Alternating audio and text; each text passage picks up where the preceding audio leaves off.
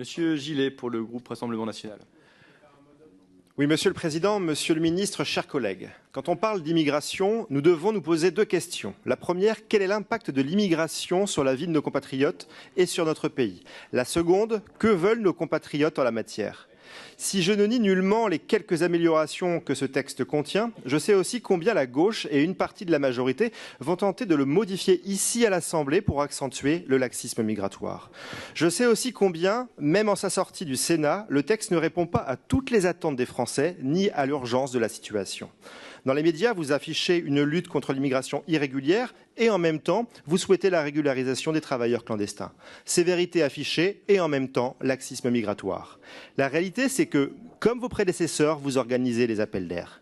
Sur le droit du sol, rien d'efficace n'est prévu. Sur la politique d'immigration régulière, rien non plus.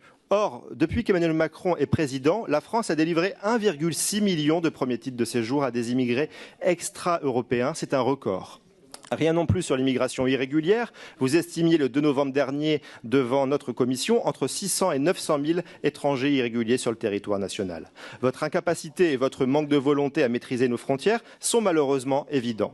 Pire, vous ne prévoyez rien pour couper les pompes aspirantes de l'immigration. Le nombre de bénéficiaires de l'AME était de 400 000 en 2022. Ce dispositif coûte 1,2 milliard d'euros aux Français chaque année. Et si les sénateurs ont eu la sagesse de reprendre la mesure de Marine Le Pen consistant à remplacer l'AME par une aide médicale d'urgence, la Première ministre exige que vous réintroduisiez ce dispositif coûteux et injuste pour les Français. En ce qui concerne la demande d'asile, qui a triplé en 10 ans, votre projet ne durcit aucunement la procédure malgré son dévoiement permanent. Les étrangers obtiennent chez nous plus facilement le statut de réfugié qu'outre-Rhin, qu'en Suède, qu'en Norvège, qu'en Autriche ou qu'au Danemark. Car c'est bien là le sujet. Le dévoiement du droit d'asile a une incidence sur ceux qui peuvent réellement y prétendre, en plus d'avoir un impact sur l'économie du pays. Que dire aussi de l'expulsion des étrangers en situation irrégulière et de l'absence totale du principe de priorité nationale dans ce projet de loi. Vous êtes également muet sur le problème de l'hébergement inconditionnel des migrants clandestins, alors que tant de Français n'arrivent pas à se loger correctement. Ensuite, et c'est peut-être plus grave encore, vous proposez, Monsieur le Ministre, derrière la prétendue fermeté affichée pour asseoir vos ambitions personnelles, d'adopter un article qui va aboutir à la vague de régularisation de clandestins la plus massive de l'histoire de notre pays.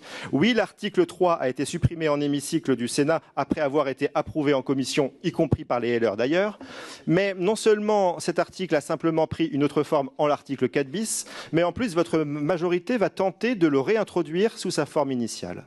Sous une forme ou sous une autre, le résultat est le même, vous souhaitez donner une prime à la clandestinité. Alors que la surreprésentation des étrangers dans la délinquance est une réalité et que 5 millions de Français sont sans emploi, votre projet va accentuer les avantages au profit d'étrangers clandestins, donc délinquants. Vous ignorez les problèmes de notre pays, les failles pour notre sécurité collective, pour les comptes publics, pour les salaires des Français et pour l'économie. Monsieur le ministre, l'heure est grave. C'est pour cela que les Français sont 83% à demander un référendum comme le propose Marine Le Pen et qu'ils veulent une politique migratoire ferme. C'est pour cette raison que les députés du Rassemblement national amenderont ce texte afin de renforcer les conditions de séjour pour les étrangers, en finir avec l'AME et le droit du sol, refonder la politique française de l'asile, lutter profondément contre l'immigration irrégulière, redonner enfin à la France la maîtrise de ses instruments juridiques. François Mitterrand disait en 1988, ceux qui sont clandestins, il faut qu'ils rentrent chez eux. Comme quoi, même ceux qui ont une responsabilité dans le déclin de notre pays peuvent avoir des moments de lucidité. Merci.